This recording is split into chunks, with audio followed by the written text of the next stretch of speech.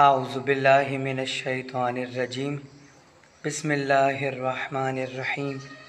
عزیزان محترم، آج 24 ذی الحجہ وہ تاریخ کہ جس تاریخ میں اسلام نے عیسائیت پر فتح پائی تھی، اور اس فتح پانے کی خوشی میں جو عید منائی جاتی ہے، عید مباہلہ، یہ عید آپ کو بہت بہت مبارک ہو۔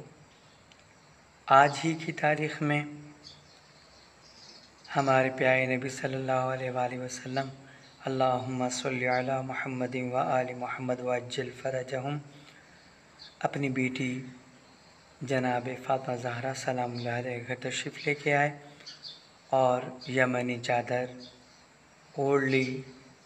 پھر اس کے بعد مولا حسن وہاں تشریف لائے، چادر میں آ گئے۔ پھر مولا حسین علیہ السلام چادر میں آ گئے۔ پھر مولا علی علیہ السلام آئے۔ پھر آخر میں ہماری بی بی سیدہ سلام اللہ علیہ چادر میں تشریف لائیں۔ پھر جناب جبرائیل امین علیہ السلام تشریف لائے اللہ کے حکم سے، اور سورہ احزاب کی آیت نمبر 33 پڑھ کے سنائی۔ بسم اللہ الرحمن الرحیم، انما یرید اللہ لیذھب عنکم الرجس اہل البیت ویطہرکم تطہیرا۔ اللہم صلی علی محمد و آل محمد۔ بے شک اللہ نے یہ ارادہ کیا ہے کہ آپ اہل بیت علیہ السلام سے ہر برائی کو دور رکھے اور ایسا پاک و پاکیزہ رکھے جیسا کہ پاک و پاکیزہ رکھنے کا حق ہے۔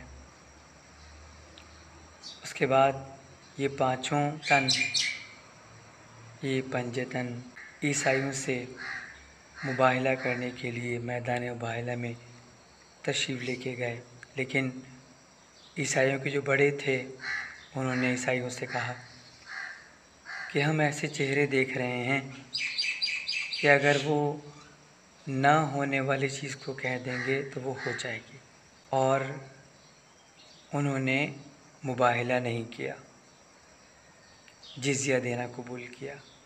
آج ہی کے دن ہمارے مولا علی علیہ السلام نے نماز میں حالت رکوع میں سائل کو اپنی انگوٹھی زکوٰۃ میں عطا کی، اور سورہ مائدہ کی جو آیت نمبر 55 ہے، 55، انما ولیکم اللہ ورسولہ والذین آمنوا الذین یقیمون الصلاۃ ویؤتون الزکاۃ وہم راکعون، بے شک تم سب کا ولی اللہ ہے اور اس کا رسول ہے، اور وہ مومنین جو نماز قائم کرتے ہیں اور حالت رکوع میں زکوٰۃ دیتے ہیں۔ آج کا دن بہت مبارک دن ہے۔ آج کے دن میں کچھ اعمال انجام دینے کا بہت ثواب ہے۔ غسل، روزے عید مباہلہ کا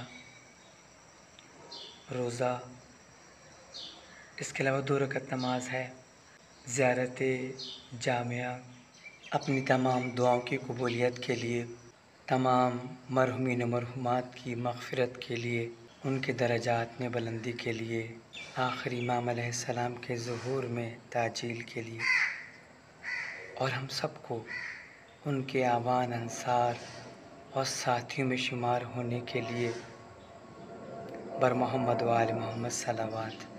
اللہم صلی علی محمد و آل محمد وعجل فرجہم۔ بہت بہت شکریہ۔